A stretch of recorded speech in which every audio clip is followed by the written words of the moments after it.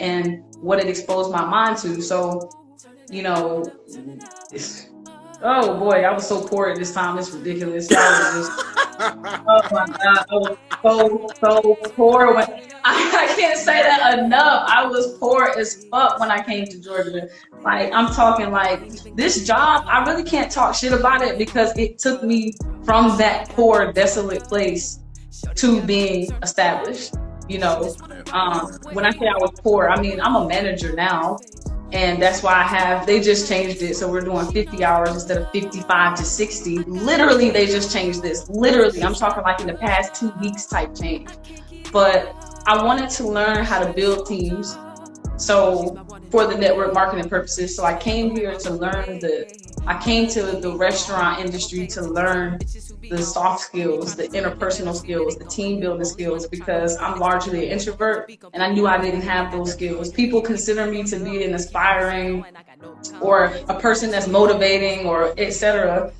But it takes more than that to build a team, and I knew I wanted to do that. So I started off, with that purpose, and anything I'm involved in, if I can go to the next level with it, I'm gonna go to the next level with it. So here we are 10 years later. Wow, that's crazy. So how do you balance that in your music career? Like, is it difficult? Is it challenging?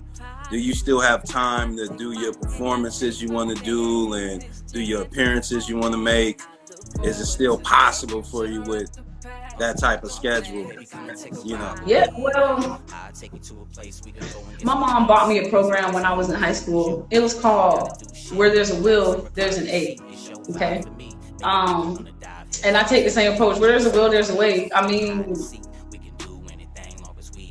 I've done several shows this year. I've made the time to appear in different cities, states, etc. I've done a lot of traveling this year, honestly.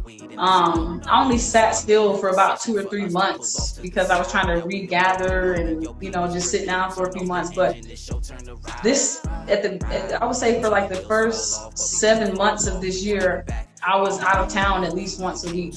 You could have been out of town or out of state, going to link up with other artists, including the people that I partner with, going to meet people like Graveyard Mitch. Like, thanks to your platform, I met I developed a relationship with Graveyard Mitch because of your platform. When you added me into the Rap Battle League, and then I randomly came across him and suggested that he contact you so he could get in it.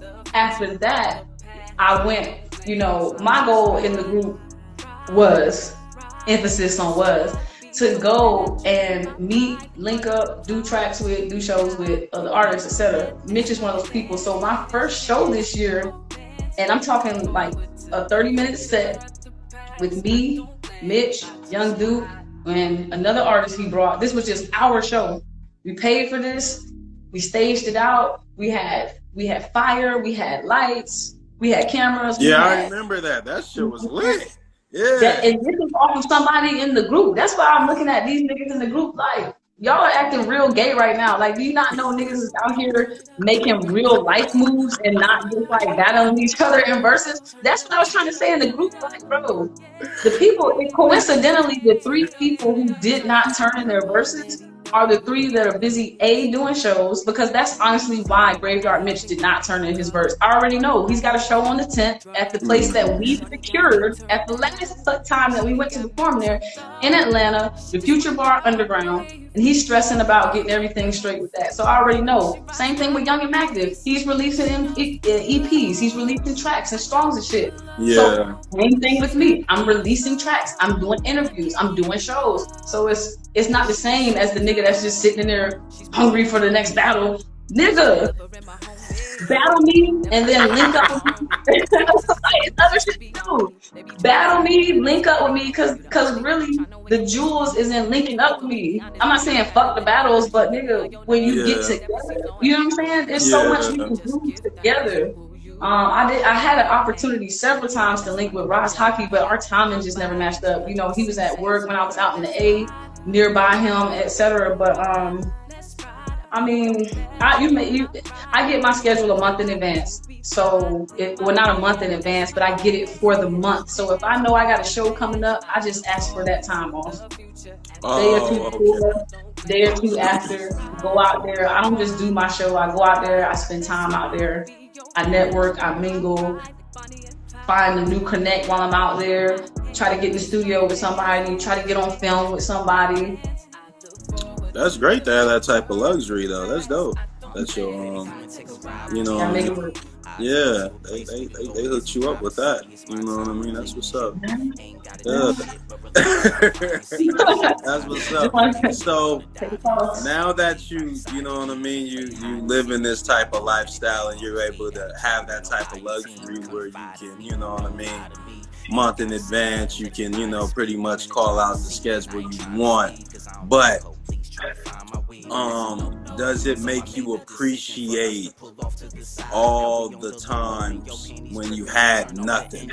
You know what I mean? How do you feel about those moments? Do you feel that it was necessary for you to go through that experience? Because when you're going through it, you know what I mean, you like, fuck this shit. You know, everybody has them. Nigga just ready to just die sometimes. You know what I mean? Right. You know, and then you be like, you know, you get to that next level in life, and you like, but man, that shit taught me so much lessons in life. You know what I mean? And without those experiences, I wouldn't be half of what I am today. You know what I mean? Like, do you share that type of experience and, you know, aftermath about it? Okay. Don't think I'm plugging. I like to answer questions a lot with lyrics. Okay, because, you know, I think we all walk around with some type of lyrics in our head. They go with the moods that we're in. And I just feel like there's constantly some background music, and that drives who we are and how we are and shit. So to answer that, I'm going to quote myself. This is not a song anybody else has heard. I haven't released it, but I said in it, in the chorus, I've been out here with my back against the wall, all this pressure, but I swear to never fold. Had to get away to find another way. Opened up my eyes to truth to see a brighter day. I don't ever cry because I know what I did. I'm the reason for everything that I've lived, but still, I've been going through it all alone. I've been going through it, now I'm gone. I wouldn't have wanted to try to do this younger because like you said, I would have been distracted and I would have been taken out by shit that I wasn't ready or aware of. Now, being 33, it's a whole different playing field. When I'm going at this, all that adversity, I never forget. I feel poor right now. I don't never feel like I made it nowhere, because where are we making it to? We're trying to get better. We're trying to build. It's not just for me, you know. My family. I don't have no kids yet. So later on, when I have my kids, I have the opportunity because of my lifestyle to choose when that will be the case.